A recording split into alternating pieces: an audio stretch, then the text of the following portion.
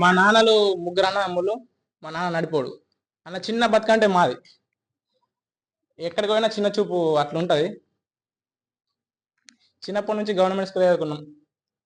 English medium అంటే అసలు English subject మీద గ్రిప్ లేదు. ఏదో ఇక ఆడి ఉరుకుతామని ఇక 18+ రాగానే సూర్యాపేట ఫస్ట్ స్టార్టింగ్ సూర్యాపేట.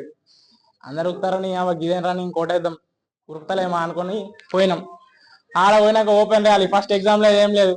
అందరిని 100 మంది చేసేటగానే బస్ నన్ను వేసి తొక్కిరు. అబ్బరు బాబు నాతోని యాదరా బాపు, ఈ ఊరుకుడు కాదు, కథ కాదు. చక్కగా ఇంటికాడ పని చేసుకున్నా. ఇంటికి పోయినా ఇంటికాడ పని చేస్తున్నా.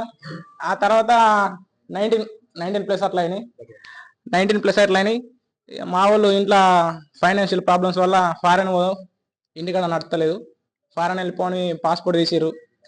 ఏజెంట్ గానికి పైసలు 1,50,000 రూపాయలు కట్టినాం. అది కూడా అప్పు తీసుకొచ్చి వడ్డీకి. ఆ గాండిగాడు మోసం చేసిండు. మోసం చేసినాక 1,50,000 మునిగినాం. అట్లా మునిగినాం.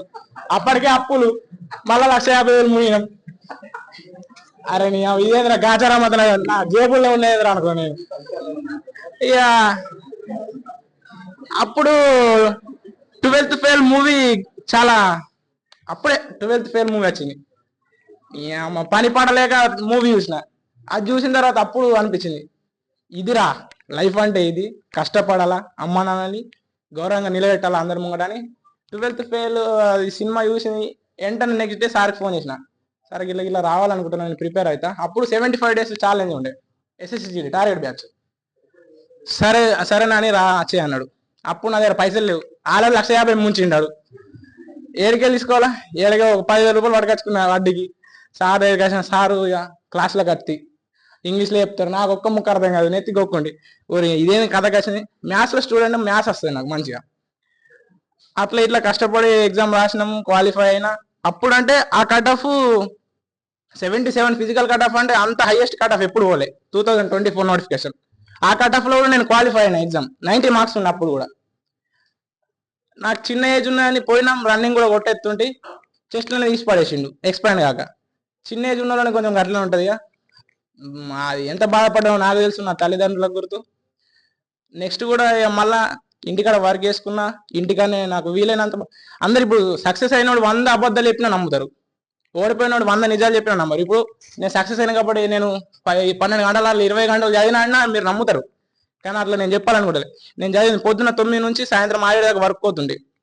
అంతలోపు పొద్దున్న మార్నింగ్ 4కి లేచి ఒక 3 hours చదువుకొని మళ్ళీ వర్క్ పోయి వచ్చేసి మళ్ళీ వచ్చిన తర్వాత మమ్మీ ఏదో కాఫీని ఏదో పెట్టిన తర్వాత మళ్ళీ ఒక 3 hours చదువుకొని అట్లా ఇంటికాడనే ఉండి ఎగ్జామ్ క్వాలిఫై.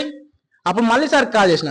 సార్ ఇట్లా ఎగ్జామ్ క్వాలిఫై అయినా, నేను రావాలనుకుంటున్నాను, నా దగ్గర ₹1 లేదు, ఇంటికాడ అసలే పరిస్థితి మంచలేదు, చల్ నువ్వు రా నేను చూసుకుంటా అన్నాడు. సార్ ఒకటే మాట, రేపు వచ్చే అన్నాడు. వచ్చినాం అంతే. మళ్ళీ రన్నింగ్ ప్రాక్టీస్ చేసినాం.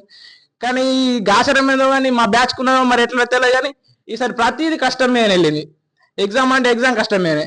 రన్నింగ్ ప్రాక్టీస్ చేస్తున్నాం, మంచిగా పడుతుంది టైమింగ్.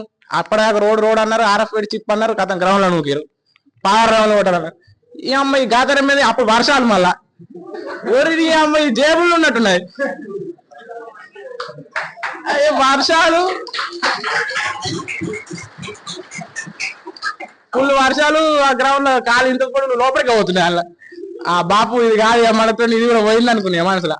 ఇక దేవుడు కనకరించిండో మరి ఎట్లనో తెలియదు. కానీ మాకడ 2 రోజుల ముందు నుంచి వర్షాలు స్టాప్ అయిపోయినాయి. గ్రౌండ్ యాసిస్ గట్టి అయిపోయింది. అప్పుడు మళ్ళీ కాన్ఫిడెన్స్ వచ్చింది. పోయినాం. రన్నింగ్ ఒకటే రోజు నేను, సందీప్, సాయి ఒకటే బ్యాచ్ లా కొట్టి పడేసాం. 16 రౌండ్లు కొట్టాల. కానీ మాకు టైమింగ్స్ ఏంటంటే అది కొంచెం కౌంటింగ్ బాగా ఇబ్బంది అయింది. 24 minutes లోకి ఆల్రెడీ 16 కొట్టేసినాం. చాలా ఎట్లయితే అట్లా మళ్ళీ కూడా కొడదాం, తక్కువ పడితే మాత్రం మళ్ళీ పోతుంది. టైం అయిపోయేదాకా కొడదాం అని మళ్ళీ 17 రౌండ్ ఆడుకుంటా పాడుకుంటా చాలు ఇగ్గుడే ఒర్రుకుంటా కొట్టినాం. అది మోస్ట్ మెమొరబుల్ డే అసలు. రన్నింగ్ కొట్టినాం. మళ్ళీ ఇంటికి వచ్చినాం. ఇంటికాడ పుక్కర్ అయిపోయాయి. రన్నింగ్ కొట్టారు. నీ కొడుకు జాబ్ వచ్చిందా? జాబ్ వచ్చింది. ఊరిని రాలేదురా బాపు, ఇంకా మెడికల్ ఉన్నాయి, మెరిట్ లిస్ట్ ఉన్నాయి. నేను ఇంటికాడేమో బయటకు వెళ్తే జాబ్ వచ్చింది. మళ్ళీ మెడికల్ పెడతాడా అంటే మెడికల్ కు టైం ఇచ్చి మెడికల్ పెట్టింది. ఆ మెడికల్ అది కూడా గాచారు. మళ్ళీ 25 మందిని 5గురినే ఫిట్ చేస్తున్నాడు. అమ్మ. కానీ మా బ్యాచ్ లో 25 members లో 10 members కి ఒక రోజు జరిగింది, 13 members కి ఇంకో రోజు జరిగింది. ఆ 13 members లో 3 members ఫిట్ అయినాం. అలా నేను ఒక్కొని. అది కూడా మర్చిపోలేను రోజు. ముగ్గురమే ఫిట్ అయినా, డైరెక్ట్ ఫిట్. అట్లా చేసి జాబ్ కొట్టేసిన, అమ్మ నాన్న పేరు నిలబెట్టిన. మన మిడిల్ క్లాస్ ఫ్యామిలీకి ఒకటే ఒక డ్రీమ్ ఉండే, అమ్మ ఇప్పుడు అమ్మ నగలేసుకుందామంటే ఉండే ఏముండే, పక్కింటోళ్ళు వాళ్ళింటోళ్ళు ఇట్లా చూపెడితే చూసి మురిసిపోతారు. కానీ వన్ డే అసంటి మా మమ్మీ ఇంకొకళ్ళకి చూపెట్టాల, ఆ రోజు నేను ఖచ్చితంగా ఇస్తాను. అది అదొక డ్రీమ్. ఈ నా లక్ష్య సాధనలో ఈ లక్ష్యం అనేది మెయిన్ ఇంపార్టెంట్ పాత్ర పోషించింది. దాంట్లో మన ఉమాప్రసాద్ సార్ ఎన్ని థ్యాంక్స్ లేపినా ఎంత మాట్లాడినా సార్ గురించి చాలా తక్కువ. ఏమిచ్చి కూడా మనం ఆ సార్ రుణం తీసుకోలేం. So thank you.